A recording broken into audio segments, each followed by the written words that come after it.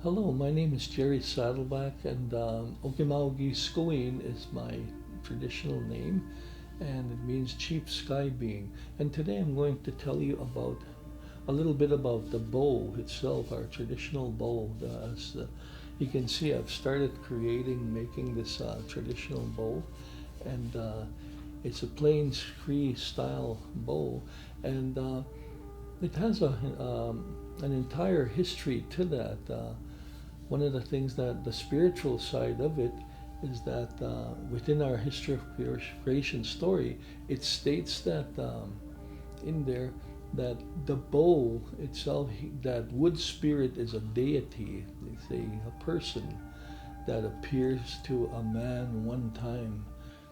So this deity instructs him how to, figure out, using his own creativity, a tailored fashion of a bow and what it's going to be utilized for, in its precision, that he would take whatever time he would take to be able to create such a thing, make such an invention, in that one day he will be able to master different levels of his what would be his hunting weapon into the future. And the ultimate hunting weapon, of course, is to very humanely bring down the biggest of animals, such as the buffalo. Also, at that time, too, he ran into another deity, which was the horse deity, and the horse deity told him that there's the ultimate part of your hunt is going to be a buffalo hunt with your horse and in full gallop. So you will have to train me as the horse. This deity was talking to him, and eventually shape shifted to the horse. And this deity said, you will have to train me to the T to be what you will title as a buffalo chaser, and train him in such a way of how he could be able to cut off that buffalo just by riding this horse in a certain way that he trains the horse, eventually to a point where he's not directly side to side to a buffalo, but rather in an angle where, in a slight angle, where the buffalo is always ahead of the horse. And according to the pace of the buffalo, he trains the horse so that the horse maintains that pace and that same angle. In that, this bow that he creates to be a part of him is going to be utilized, and of course, the releasing of the arrow in a very specific way. And one of the things, of course, is they're riding this horse and even training different things in different mastery of, say, what you would term as a backward pull shot, or two different types of shot. The other one being, of course, a push shot in full gallop, as he, approaches the exact angle that he wants the buffalo. And of course, the other thing too, he's trained, of course, is the rib cage. As the buffalo is moving, the rib cage comes, outward and expands and contracts, and it's the perfect time of the actual expansion of the rib cage is when he releases the arrow. And of course, the other deity is the rock deity that explains to him how to precision cut his pressure flake his arrowhead, in that it's not going to be a pointed one where it can lodge when it hits a bone, but rather a sharp, curved one, so that when it hits a rib, instead of getting lodged into it like a pointed one would, it will just slide off and continue cutting into the rib cage. And so that's the mastery of that in the order of succession, with all these supernatural beings that were talking to him at the time and explaining to him how he needs to make this bow a part of him, With us, it's we call it Câhcacêp, which derives, that first word comes from Câhcacêp, which means soul. So this bow is your soul, Câhcacêp. So that's part of that, your whole being, and this is you. This is a part of you, and you have to make that a part of you. Even in the toughest of the buffalo hunt that you go in. These were some of the teachings that young people have. An overview of taken from the intro version of our history of creation story, as we call it, term it as the long story. Okay, so what we're making here is this bow here. We were making, it came from quite a huge diameter tree, and so what we had to do was split it into quarter and into an eighth. This piece here is a 1/8 piece, okay, and it's been chopped, as you can see, fairly methodically by wedging tools, and marked and then chopped to precision, and so that the back end of it eventually is going to rest right on these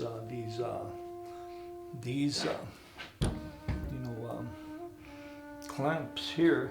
And so what will happen is it's from there where we'll make a marking, like back in them days it used to be a mark of a chalk line made by sinew that was black charcoals, the really fine dusty black charcoal, rubbed in that, and then from there you made a chalk line.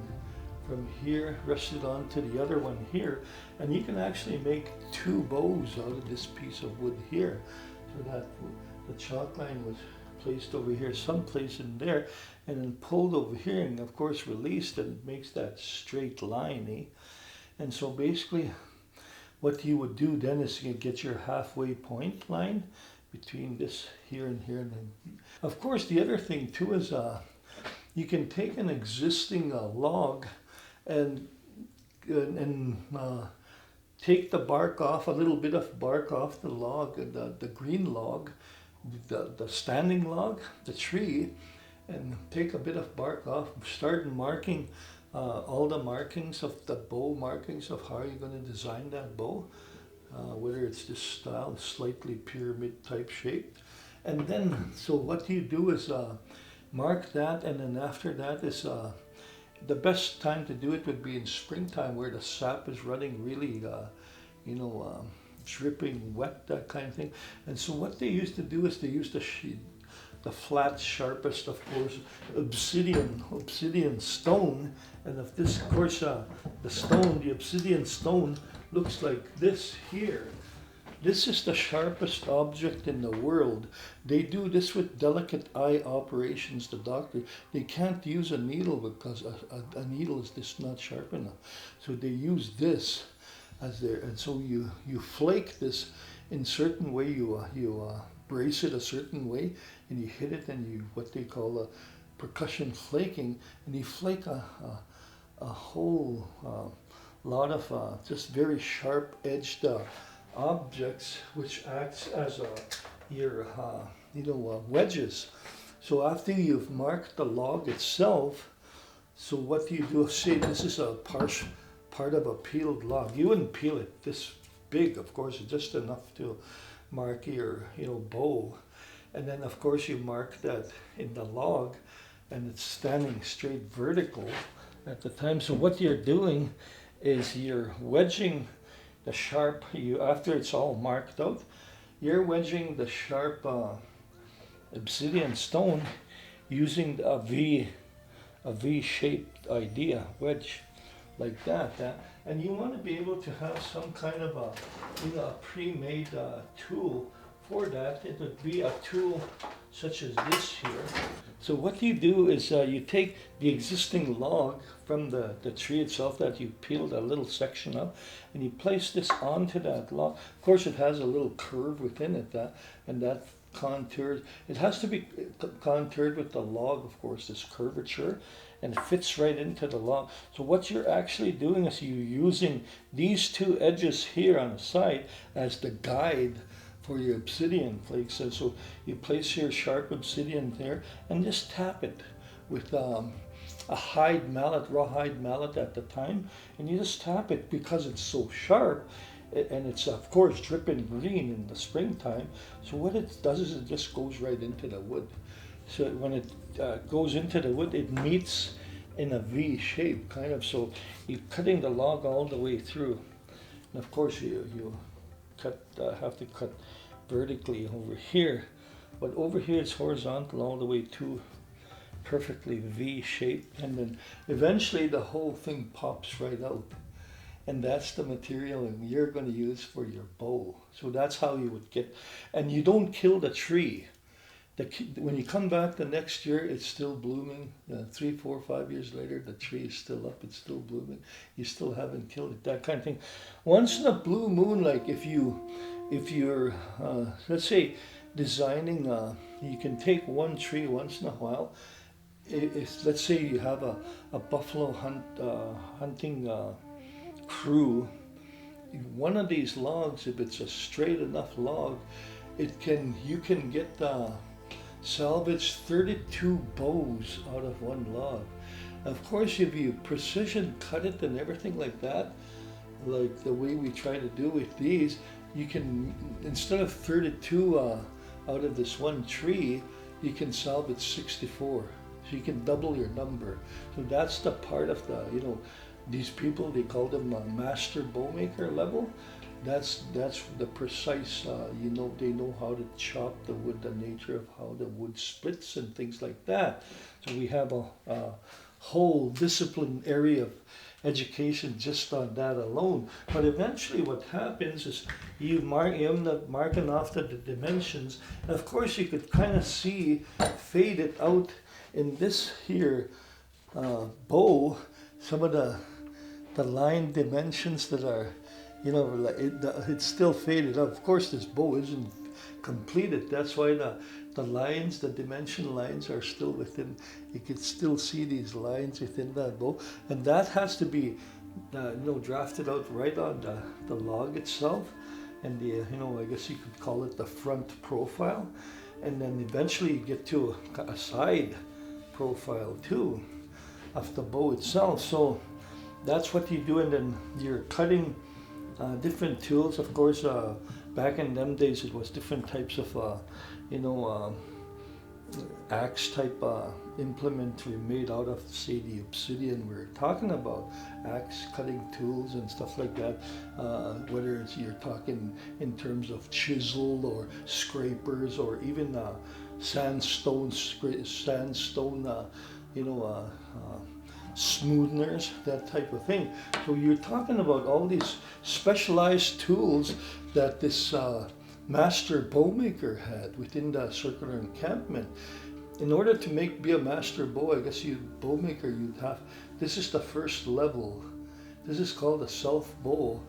The self bow itself has to be able to be precision made enough so that it has to, like we say, bring down the biggest of game in a very humane way, in a speedy, fast, humane way. And that's what this is. So we've titled this, by the way, is the bow that makes meat. That's what we call this particular bow version here. It's a really fast bow. Anyway, eventually what happens, you get to cut your grooves and stuff like that, and you try to actually get it so that it actually begins to bend for you. And of course we make our own string too. Some of the things that we utilize in making the string are, let's say the plant, let's say nettle itself. We would take the nettle itself and the actual, part of that nettle, we just, shred it, the whole entire plant, and then we wind that nettle into a string formation. This one, of course, is done with different types of thread that they make either through a mountain sheep, just a weaving of thread. But basically what you want to do is you want to twist this thread onto this when it's on like this to see if it's actually tight enough to do the actual bend of the bow. And the initial bend of the bow actually first is you have to be able to cut it so that it's able to be bendable. The very first thing you want to do is, of course, you have to try to bend it right on the floor, and that's called floor tillering. See, where you actually bend utilizing the floor itself, and to see if both limbs are fairly bending, fairly evenly. And so what you want to do, you want to get a very balanced tiller of that. But before you do that, one of the things that we do, of course, is try to string it up so that you'll be able to begin seeing somewhat of the bend, and you'll see within this bow that maybe a place over here where it's bent a bit too much here, as we can see. What we want to do is we want to work in bending the bow from here, so the inside of this bow is where we're shaving it from, and we shave it up to about close to the handle, probably about here, up to about here. We don't want to shave that much more here, because you don't want it to bend too much in the handle either. So your bending part is going to be right from here to where it starts to bend. So that's going to be your main bending section within the limb. So what you're doing each time is you're shaving off so much, and then you check the limb each time you shave it off. And of course the other limb is still fairly stiff. It's not like this one where it has a little bit of the bend. This one here, you can see it's fairly stiff. It has a bit of the bend over here. So what you want to do is you want to begin, of course, right here, and you want to work your way to, I'd say probably about 6 inches away from the tip. You don't really want to take off too much from the tip. I'd say about 6 inches. But from there, you need to have a bending area from, I'd say from here to here. It's going to be your actual bending area of the actual bow. Now you'll notice that the other thing is a character model bow is that if you have like a slight bump, like you see in this particular bow, it's the bump of the tree. This is the outer, this is where the bark rested, the inner bark. You took the bark off it, you basically scraped off the sap from it. After you've done that, this is the back of the bow all the way through, and it has to be one single growth ring from tip to tip. So once in a while you'll see a bump of the tree itself. When you have that, what you have to do is you have to make an insurance of that bump by simply curving the inside of that, where the bump is.